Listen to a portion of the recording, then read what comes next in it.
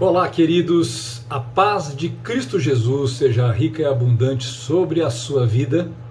Bem-vindos à nossa classe de discípulos. A nossa classe aqui comigo é a classe de Daniel.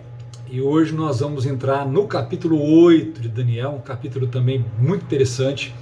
E antes da gente começar a fazer aqui a leitura e trabalhar os versículos, eu quero convidar você juntamente comigo para que nós possamos estar orando.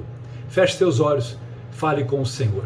Pai querido, muito obrigado a Deus por mais um encontro, por mais um tempo que temos de estudar a Tua Palavra. Capacita-nos agora a entender aquilo que a Tua Palavra tem a dizer a cada um de nós.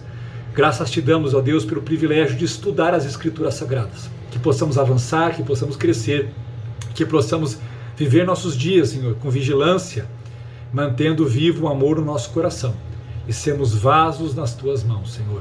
Assim eu oro, peço e agradeço por esse tempo. Em nome de Jesus. Amém e amém. Amém, queridos. Semana passada nós não tivemos a nossa classe, né? Mas hoje estamos aqui. Estamos de volta e estou aqui animado para que nós possamos juntos estudar aqui Daniel capítulo 8. Daniel capítulo 8 é onde nós temos ali a visão, né? Ele continua, vai ter mais uma visão, Daniel vai receber mais uma visão, falando sobre os governos da terra, tá?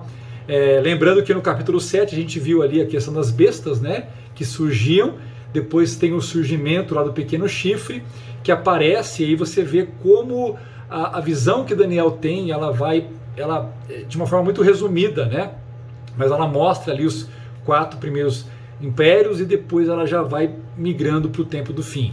Não vai ser muito diferente do que nós vamos encontrar agora em Daniel capítulo 8, né, que é muito forte ali a visão do carneiro e a visão do bode, ok? Mas só para vocês entenderem o esboço, a construção do esboço de Daniel, Daniel de 1 a 4 nós temos a visão do carneiro, depois Daniel do capítulo 5, do versículo 5 ao versículo 12, nós temos a visão do bode, do versículo 13 ao 15 é o tempo da visão, onde seria o tempo da visão, e depois Daniel 16 até o verso 27 é a interpretação que Gabriel, o anjo Gabriel, então vai trazer para Daniel. Mas vamos começar aqui nessa primeira parte, que é Daniel e a visão do carneiro. Então Daniel, capítulo 8, versículo 1, diz assim: no terceiro ano do reinado de Belsazar, Belsazar foi o último rei, né, que comandou ali o reino da Babilônia, até eles serem conquistados pelos medos e persas, tá? Então, no terceiro ano do reinado, se eu não me engano, acho que foram 16 anos de reinado, tá? Eu, Daniel, tive outra visão depois da primeira. Essa primeira, né, sem dúvida, é a referência à visão que ele tem das bestas, do capítulo 7, tá? E ele diz assim: na minha primeira visão, na minha visão, né, nessa segunda, eu me vi na cidadela de Suzã, na província de Elão. Suzã ficava a mais ou menos uns 400 quilômetros, tá? Ali da onde seria a capital da Pérsia, tá? Que é chamada Persépolis, tá? E aí ele fala assim: olhei para cima e diante de mim, junto ao canal, estava um carneiro. Seus 2 chifres eram compridos, um mais que o outro, mas o mais comprido cresceu depois do outro. Então ele começa a falar da visão do carneiro, tá? Esse carneiro tem 2 chifres, a gente já falou disso anteriormente, tá? Seja no capítulo 7, no capítulo 2, que tem a visão da imagem, e a representação aqui é o Império Medo e Persa, tá? Esses 2 chifres desiguais que aparecem aqui, onde um é mais alto que o outro, é a referência que, apesar do Império dos Medos eles terem se levantado primeiro, tá? Mas foram os persas, de fato, que foi o povo que cresceu, e de fato eram os persas que sustentavam aquele império. Por isso que tem um chifre, há uma desigualdade, porque esse é símbolo do poder que havia dentro do império entre os medos e os persas. Então os persas eram um chifre maior e os medos eram um chifre menor, tá? essa balança de poder, ela, dentro do Império Medo e Persa, ela acontece por volta de 550, 553, quando o poder dominante, né, de Ciro, ele derrota as Tíages da Média por volta desse tempo. Mas mesmo tendo essa luta interna e Ciro tendo derrotado o líder Medo, a verdade é que eles não foram tratados de forma nenhuma, não houve o subjugar dos Medos, eles continuaram ali como iguais, tá? Então eles não eram inferiores, eles não foram subjugados, mas eles eram como confederados, tá? Então eles estavam unidos ali, então por isso que a bandeira dos dois aparecia, apesar que na verdade quem dominava eram os persas e não os medos, ok? Importante, né? Daniel vê isso no reinado de Belsazar. E quando você vê a visão, aonde que a visão começou? Ela não começou, no caso do capítulo 7, no capítulo 2, ela começa sempre mostrando o Império Babilônico. E aqui, curiosamente agora, não aparece o Império Babilônico, ele aparece a partir dos medos e persas. Por quê, queridos? Por que Babilônia não é representada aqui na visão? Porque o tempo do fim, basicamente, já estava chegando. Então, teríamos mais alguns anos, uma década à frente, tá? Então, não havia mais relevância para a visão para Deus, na visão dada, que aparecesse os últimos anos ali do Império Babilônico. Por isso que a visão ela começa a partir do carneiro, tá? Pela questão momentânea, cronológica. E aí o texto diz assim, que Daniel, então, ele observei o carneiro na visão, enquanto ele avançava para o oeste, para o norte e para o sul. Nenhum animal conseguia resistir-lhe e ninguém podia livrar do seu poder. Ele fazia o que bem queria e foi ficando cada vez maior. Essas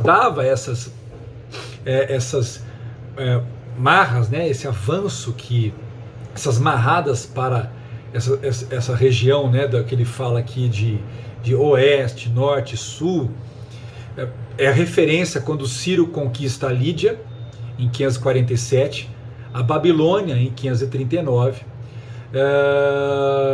e Cambises depois estende as conquistas até o sul, né, ao Egito e a Núbia, em 525. Tá? Dário foi para o norte contra, né, os Escitianos em 513. Tá? Então toda essa visão, quando ele fala aqui, né, oeste, norte, sul, oeste no caso, né, ocidente, depois norte e sul, isso tudo é referência a esses lugares que historicamente, de fato, isso se cumpriu. Tá? Tudo isso se cumpriu. É claro que quando Daniel está vendo isso, da perspectiva dele, né, isso não aconteceu ainda, então é uma profecia ali, mas é uma visão mostrando tudo que iria acontecer. Ok? Então, nesse versículo 1 até o versículo 4, fica muito claro mostrar o poder do carneiro, né, o avanço do carneiro, né, a figura do carneiro, dos dois chifres, né, que tinha poder, que ia avançando, que ia conquistando o ocidente, o norte, o sul. Daí entramos no versículo 5. E no versículo 5, então, há uma mudança, há uma figura nova, que é a figura do bode. Fala assim, enquanto eu estava considerando tudo isso, né, ou seja, a visão do carneiro, de repente um bode com um chifre enorme entre os olhos, né, um bode meio unicórnio, tá? Ele veio do oeste, percorrendo toda a extensão da terra sem encostar no chão. Olha que interessante essa visão. Então, se ele vinha do oeste, ele vinha do ocidente. Tá? Observe que ao mesmo tempo você vê na visão do carneiro, o carneiro dando as marras, né, o avanço em direção a regiões do oeste, mas agora você vê que do próprio oeste, então, vem esse bode peludo, tá? E ele vem, e quem que é o bode peludo que tem esse chifre grande no meio da testa, né? É a Grécia, tá? A Grécia ficava a oeste do Império Persa, tá? Então, enquanto o carneiro dava amarradas, né, ou seja, ele lutava para avançar, ele batia de frente avançando, o outro bode, né, o bode, na verdade, o que ele fazia? Ele percorria toda essa extensão, ele chegou até o carneiro sem encostar no chão. Significa que ele foi passando por cima de tudo e de todos. Tá? É muito interessante isso, porque quando você vai olhar historicamente, você vê os avanços, as campanhas dos persas, né? Foram campanhas duras, foram campanhas que duraram. É verdade que os persas foram avançando, foram conquistando, tá? Mas foram campanhas duras, né? De muitas baixas, de muitas lutas, de muito tempo. Demorou muito tempo para essas conquistas que eu citei agora há pouco. Quando o bode vem, a descrição do bode, além da questão do chifre que ele tem grande na testa, é que como se ele estivesse voando, né? Levitando assim, porque ele não encosta no chão, mas ele vem em direção ao carneiro. Isso tem uma simbologia. Essa simbologia fica até mais fácil de entender quando nós entendemos que se o bode ele tem uma representação de ser a Grécia, porque a Grécia ficava a oeste da Pérsia, tá? Na verdade eu vou entender que esse chifre grande é Alexandre o Grande, tá? Por que eu falo que fica fácil de entender esse passar por cima de tudo e de todos, né, como se tivesse sem encostar no chão, né? Porque quando você estuda a história de Alexandre o Grande, você vê assim que em 6 anos, e gente, em 6 anos, principalmente para aquela época, 6 anos era pouco tempo, porque algumas campanhas duravam muitos anos, apenas para conquistar um lugar, apenas para derrotar um império.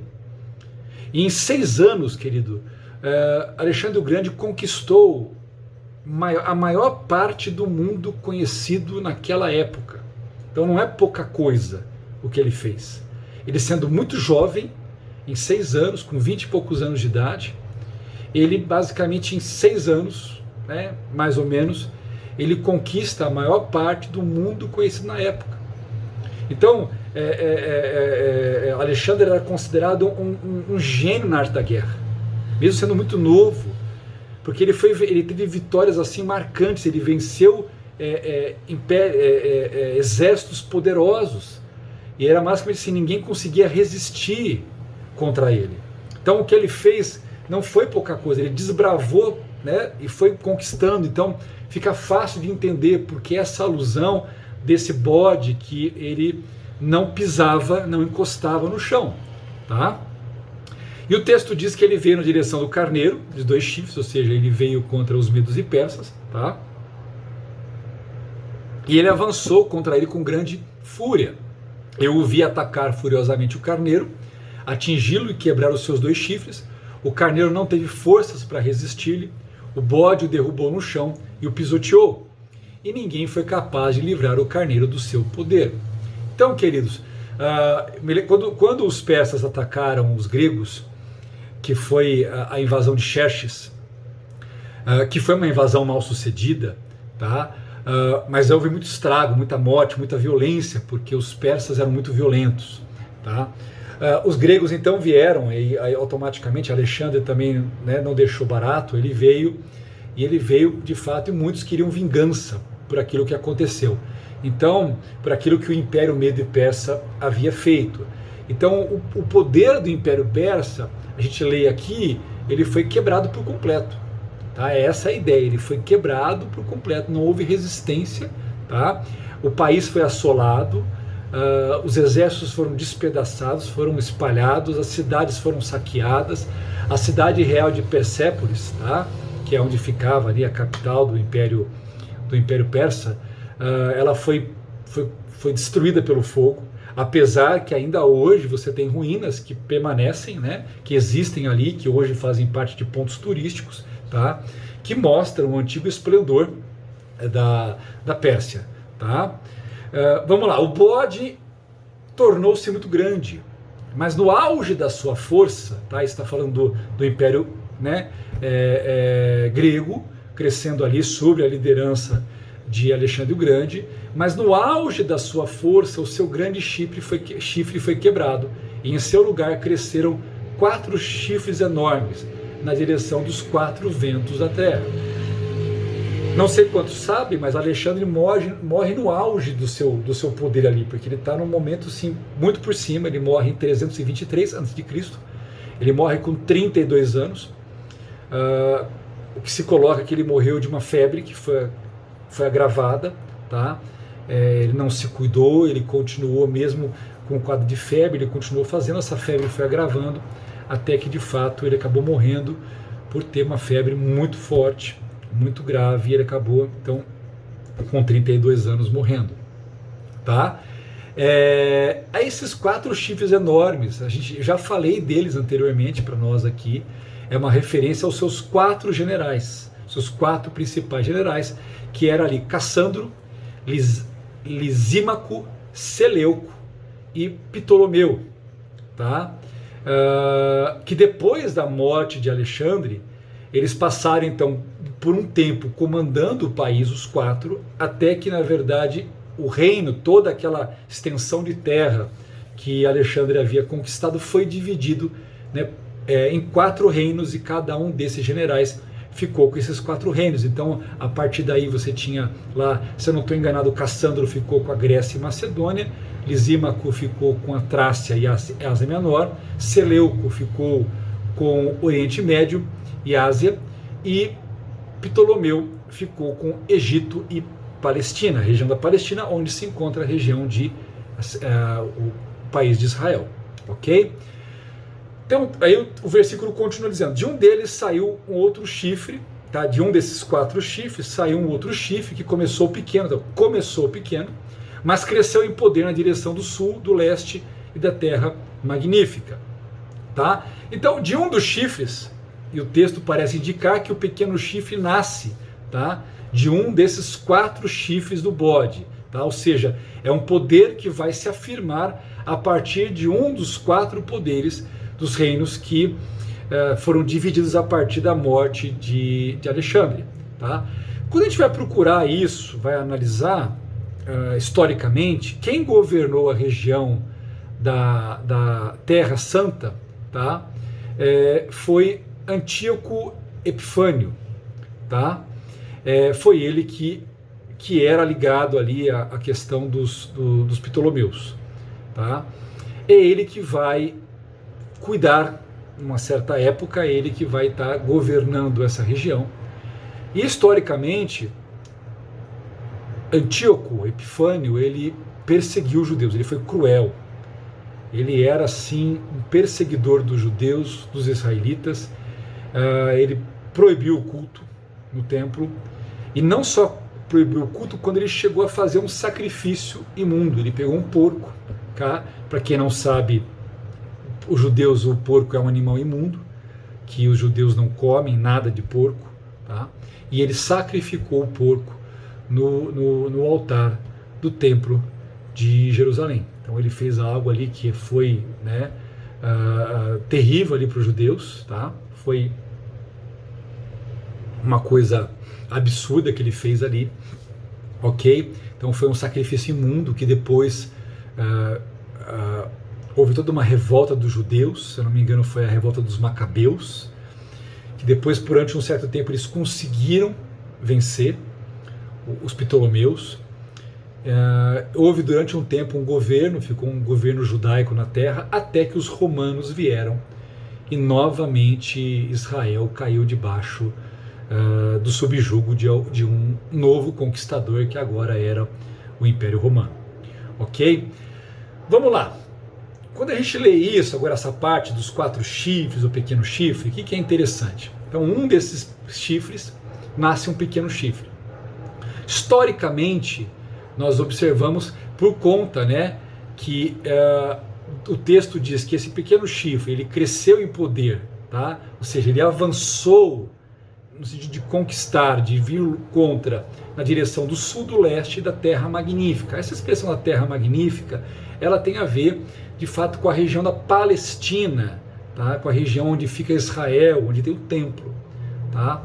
Então, entendendo esses contextos, fica fácil entender, e por isso que alguns pensam, tá, que aqui você teria até mesmo a nacionalidade, ou uma busca pela nacionalidade do anticristo, porque ele seria da descendência de Antíoco. Então tento achar a nacionalidade, o que acaba sendo pouco provável. Eu, particularmente, não acredito muito nisso.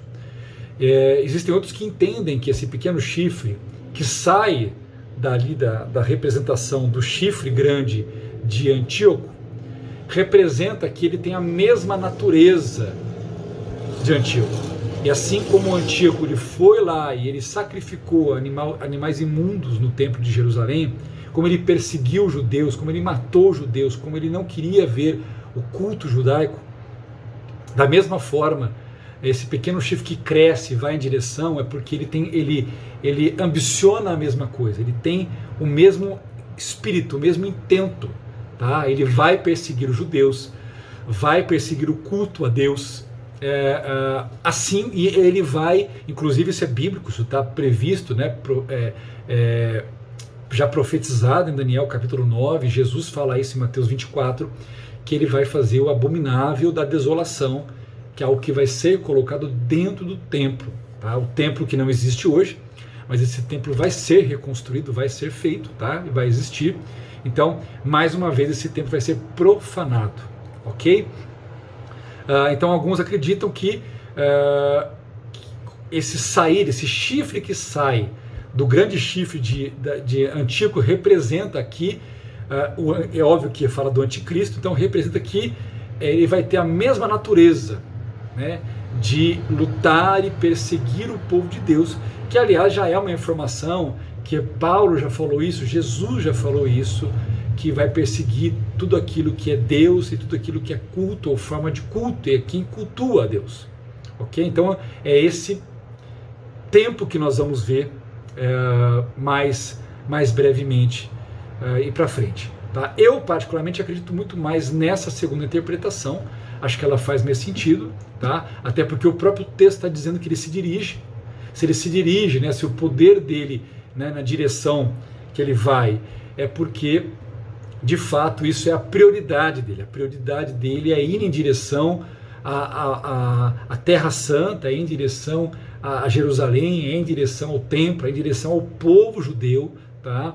A sua cidade, que é o que a gente encontra, que não vai dar tempo da gente ver isso agora, mas é o que nós encontramos quando a gente vai para Apocalipse 11, você vai ver isso quando existe a visão que João recebe em Apocalipse 11, que fala que ali foi dado a ele, né, João, um caniço para medir e tal, mas no versículo 2 de Apocalipse 11, o Senhor fala assim para João, né, para ele não medir, deixar de parte o átrio exterior do santuário e não o messas, porque foi ele dado aos gentios, estes, por 42 meses, calçarão aos pés a cidade santa. Ou seja, ele está falando o quê? Dessa invasão, tá? Dessa invasão, que a cidade santa será invadida e pisoteada pelos gentios, tá? E a gente sabe que isso vai acontecer na segunda parte dos 3 anos e meio, porque esses 42 meses, eles se referem aos 3 anos e meio da grande tribulação, o segundo período dos 7 anos previsto da 70ª semana, que é previsto em Daniel no capítulo 9, que ainda não se cumpriu, ok? Isso não se cumpriu ainda, tá? Então, Antíoco seria uma figura do anticristo, então o chifre que nasce dele, tá? Que de fato é o anticristo, não que seja uma descendência, uma linhagem natural, mas mostra, na verdade, uma paternidade espiritual, no sentido de mostrar que o anticristo terá esse mesmo intento, esse mesmo desejo, esse mesmo impulso. Ele virá contra a cidade santa, ele virá contra o templo, ele virá contra os judeus, ele virá para perseguir e para lutar contra, tá? E aí o versículo em diante, agora o versículo 10 e 12, também trazem, né, mais profundidade para essa interpretação, porque diz assim, né, falando do poder do pequeno chifre, que começou pequeno, mas cresceu, e cresceu até alcançar o exército dos céus, e atirou na terra alguns componentes do exército das estrelas, e os pisoteou. E é claro que ele não está falando aqui de anjos, de seres espirituais, estrelas. É bem verdade que nós encontramos principalmente no Antigo Testamento, há passagens, há contextos que essa ideia de exército dos céus e estrelas, nós estamos falando de anjos, de criaturas celestiais, mas não é o caso aqui. Tá? Isso provavelmente está falando o quê? De Israel como nação, e está falando do exército de Israel no sentido, né, da nação que vai ser cercada, da nação que mais uma vez terá que lutar pela sua vida, não apenas pela sua liberdade, mas pela sua vida. Tá? Então isso tem a ver o quê? Com a quebra da aliança, com a invasão de Jerusalém, com a invasão de Israel, com a perseguição aberta contra o povo de Deus. Tá? Então alguns acreditam que aqui, quando fala que alguns componentes do exército das estrelas vão ser derrubados e vão ser pisoteados, mostrando que apesar da resistência, tá? E apesar que, por exemplo, nós sabemos hoje que o exército de Israel é um exército poderoso, né? De armamentos, de técnica de luta, de capacidade defensiva, afinal de contas eles ficam cercados, né, por vários países que querem destruí-los, e a todo momento existem ataques, a todo momento existem tentativas terroristas para destruir, mas eles estão firmes ali, ok? Então alguns acreditam nessa destruição, na conquista, como Jesus previu. Se você for lá em Mateus 24, eu vou ler aqui rapidinho para nós aqui em Mateus 24, vamos lá, Mateus 24, quando Jesus fala, e gente, é tremendo você ver a palavra se cumprindo, né? Mateus 24, verso 15, Jesus fala assim: quando, pois, vides o abominável da desolação, de que falou o profeta Daniel no lugar santo, quem lê entenda, ele está citando Daniel 9, lá no verso 25, 26, 27. Então os que estiverem na Judéia, região de Israel, fujam para os montes. Quem estiver sobre o eirado, não desça a tirar de casa alguma coisa, e quem estiver no campo, não volte atrás para buscar a sua capa. Ou seja, vai ter uma invasão, fujam. Ai das que estiverem grávidas, ai das que amamentarem naqueles dias. Orai para que a vossa fuga não se dê no inverno nem no sábado, porque nesse tempo haverá grande tribulação. Isso tem a ver com a segunda parte, com os 42 meses lá de Apocalipse 11, que Jesus citou para João, para ele que iria acontecer. Ele fala: haverá grande tribulação, como desde o princípio do mundo até agora não tem havido e nem mais haverá. Tanto que ele fala: olha, não tivessem aqueles dias sido abreviados e ninguém seria salvo, mas por causa dos escolhidos, tais dias serão abreviados. Então, a palavra de Deus, queridos, ela é perfeita, ela se conecta perfeitamente em textos que foram escritos, né, séculos antes, depois séculos depois, e tudo tem uma conexão muito grande, homens diferentes falando, em contextos completamente diferentes, mas falando as mesmas coisas segundo a revelação do Senhor. E aí diz assim: tanto cresceu que chegou a desafiar o príncipe do exército, suprimiu o sacrifício diário oferecido ao príncipe, e o local do santuário foi destruído por causa da rebelião. O exército dos santos e o sacrifício diário foram dados ao chifre. Ele tinha êxito em tudo o que fazia, e a verdade foi lançada por terra. Né? Queridos, se nós achamos que hoje, nos nossos dias, a verdade já está sendo lançada por terra, nós não vimos nada, porque vai chegar um tempo em que a verdade, ou seja, toda a verdade, tudo aquilo que é verdade vai ser lançado por terra e vai ser obra do anticristo. Então a gente vê que a segunda metade da tribulação, porque é isso que esse versículo trata, tá? O que ele está falando aqui tem a ver com a segunda metade, com a invasão, com a desolação, quando o anticristo então se apodera da cidade, se apodera do templo, e ele vai literalmente ou sacrificar algo ali, ou ele vai se declarar como Deus ali, o que é algo abominável para os judeus, tá? Mas na verdade, na segunda metade da tribulação, a oposição, né, se manifestará com a sua verdadeira natureza, que no primeiro momento parece ser mais política, mais secular, mas depois ela vai se mostrar religiosa e espiritual, tá? Então nós estamos vendo aqui o chifre crescer no sentido vertical, né, contra o céu, porque agora desafiar o príncipe do exército, então automaticamente se levantar contra Cristo, se levantar contra o Evangelho, se levantar contra o Senhor, tá? E aí ele cita, né, esse ataque religioso, né, a Deus, ao povo e à verdade.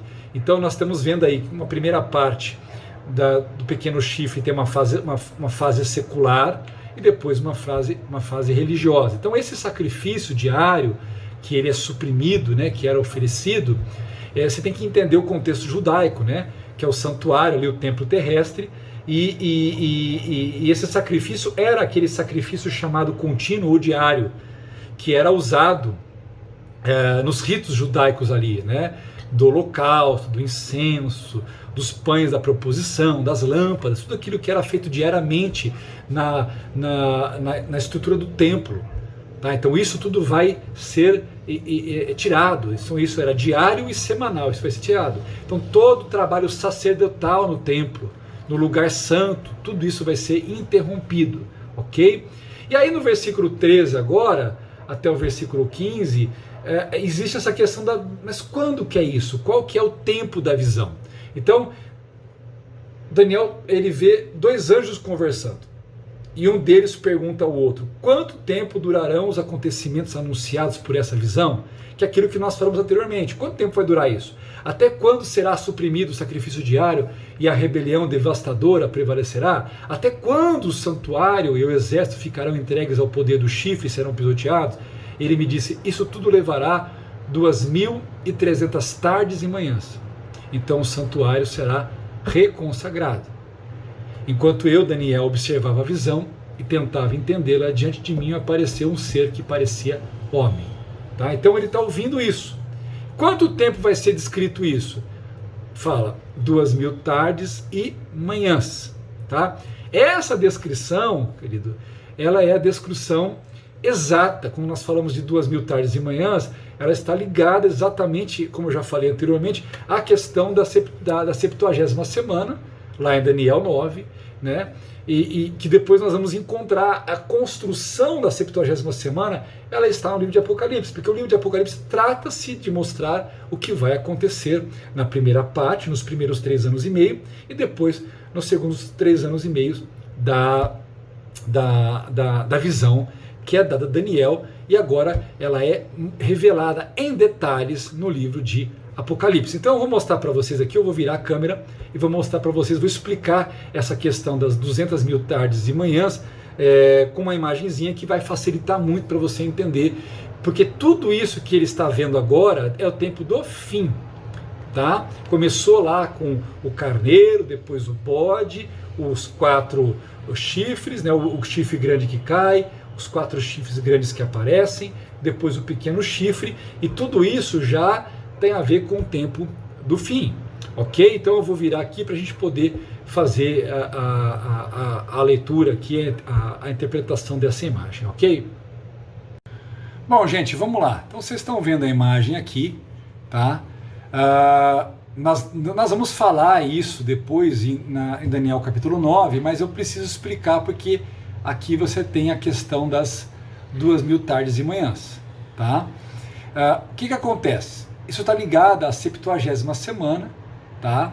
Historicamente nós já vivemos profeticamente 69 semanas, só falta se cumprir a 70ª semana, porque lá em Daniel 9 vocês vão ver, e eu vou explicar depois melhor quando chegarmos lá, ok? Então você tem aqui 3 anos e meio, que vai haver uma falsa paz, e depois 3 anos e meio, que nós chamamos da grande tribulação, tá? Existe o tempo, porque existe o pacto, a aliança que vai ser feita, tá, com o povo de Israel. Você vai ter a construção do templo, que nós entendemos que a edificação do templo, né, vai demorar ali uns 268 dias mais ou menos. Tá? Lembrando que hoje a tecnologia permite com tranquilidade que em 8 meses você levante tudo, porque você tem tudo hoje pré-fabricado, blocos. E segundo informações que sempre chegam, né, que na verdade tudo isso está pronto, os judeus estão prontos para reconstruir o templo deles, ok? Com o templo, então, concluído, qual está aqui no ponto 3, você vai ter o que? Os sacrifícios vão voltar a ser feitos, tá? Novamente, os sacrifícios, como eu expliquei, são todas as coisas que são feitas diariamente e semanalmente no templo, tá? Que hoje não acontecem porque não existe templo. Tá? Então, isso vai durar esse tempo de 1010 dias de sacrifício contínuo, tá? Até o quê? Que o anticristo, ele quebra o pacto. O sacrifício, então, vai ser tirado. E depois sobram lá esses 1290 dias de transgressão desoladora. Então, quando você pega esses 1010 dias de sacrifício contínuo, que depois vai ser parado, e depois você tem até esses 1290 dias de transgressão assoladora, que tem a ver com a segunda parte, tá? Aonde é estabelecido aqui a abominação desoladora, o que você tem? A soma disso, 2000 tardes e manhãs, que se referem, queridos, a esse período, tá? Do tempo concluído até o tempo final, tá? Que é a derrota do anticristo e do falso profeta, tá? Então, isso aqui nos ajuda a entender quando a gente vai olhar o texto, e o texto está falando, que a pergunta é feita, quanto tempo isso vai durar? E ele fala, 2000 tardes e manhãs. Então vai durar esse período todo aqui, tá? Total, do tempo concluído, dos sacrifícios, da quebra, da abominação, até o momento da volta de Cristo e da vitória do Senhor aqui nesse período. Ok? Eu vou virar então agora a imagem para continuar explicando para vocês aí os outros versículos da palavra de Deus. Só um instantinho, gente. Bom, ficou mais fácil de entender, com essa explicação ali, vendo um pouquinho da imagem, tá? E aí nós entramos no verso 16 até o verso 27, que é essa parte que é Daniel e a interpretação de Gabriel, tá? Que ele fala assim, eu ouvi a voz de um homem que vinha de Ulai, Gabriel, dê a esse homem o significado da visão. Quando ele se aproximou de mim, fiquei aterrorizado, ou seja, quando Gabriel se aproximou dele, ele ficou aterrorizado, tá? E caiu prostrado, e Gabriel então disse para ele assim, filho do homem, saiba que a visão refere-se aos tempos do fim, ou seja, da onde Daniel estava, seria lá na frente, muito lá na frente, muito tempo depois. Enquanto ele falava comigo, caí prostrado, rosto em terra, e perdi os sentidos. Ele tocou em mim, me pôs de pé e disse, vou contar-lhe o que acontecerá depois, no tempo da ira, pois a visão se refere ao tempo do fim. Então, exatamente como eu expliquei para vocês, isso é ligado ao Apocalipse, tá? Então, ele vai começar a falar assim, olha, o carneiro dos 2 chifres que você viu representa os reis da Média e da Pérsia, já falamos isso, tá? Aí ele fala, o bode peludo é o rei da Grécia, o grande chifre entre os seus olhos é o primeiro rei, que é Alexandre o Grande. Os 4 chifres que tomaram o lugar do chifre que foi quebrado são 4 reinos que surgirão, já falamos isso, os 4 generais que vão surgir, mas não vão ter o mesmo poder, porque antes era Alexandre com um império só, agora são 4 impérios menores, tá? No final do reinado deles, quando a rebelião dos ímpios tiver chegado ao máximo, surgirá um rei de duro semblante, mestre em astúcias. Então aqui ele começa a falar, olha, é uma visão para o tempo do fim, ou seja, há um tempo que Deus na terra está permitindo o tempo dos ímpios, tá? O tempo da rebelião, de nações, de toda uma sociedade que vive em rebelião, então Deus tem permitido, mas está chegando o fim. Quando chegar o tempo do fim, vai surgir o anticristo, tá?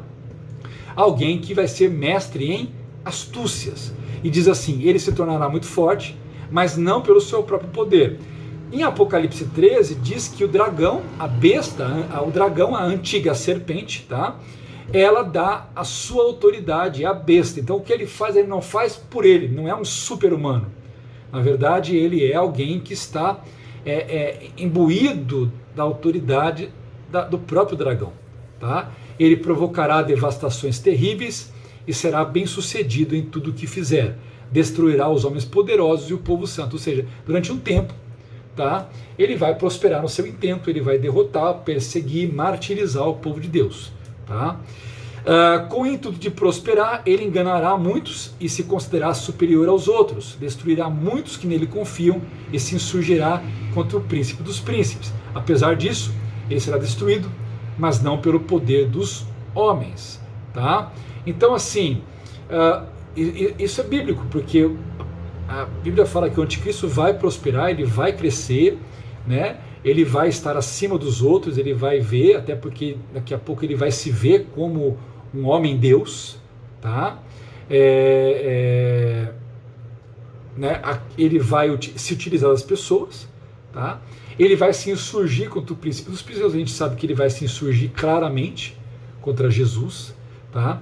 E o texto diz que é interessante, ele vai ser destruído, mas não pelo poder dos homens. Se você ler Apocalipse 19, versículo 20, ali na batalha do Armagedon, você vai ver que o anticristo ele perde a batalha ali, tá?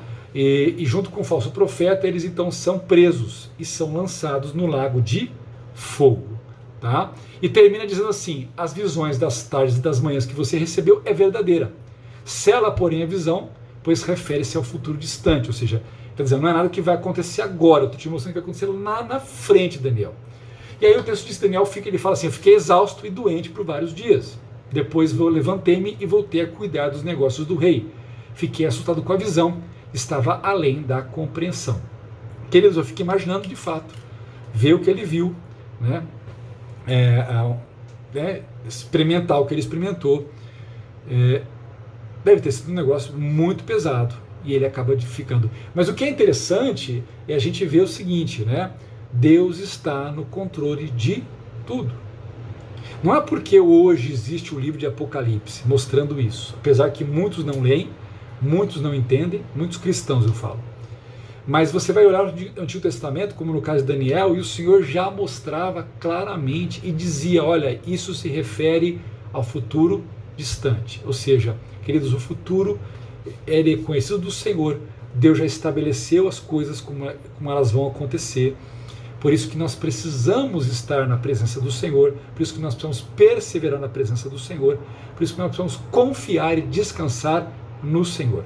Hoje e sempre, Deus está no controle da história do mundo, e Deus está no controle da minha vida, e Deus está no controle, no governo da sua vida. Amém? Espero que você tenha sido abençoado com esse estudo e Deus continue te dando sabedoria, discernimento. Fique na paz de Cristo Jesus. Vamos orar? Pai, muito obrigado por esse tempo, por essa aula.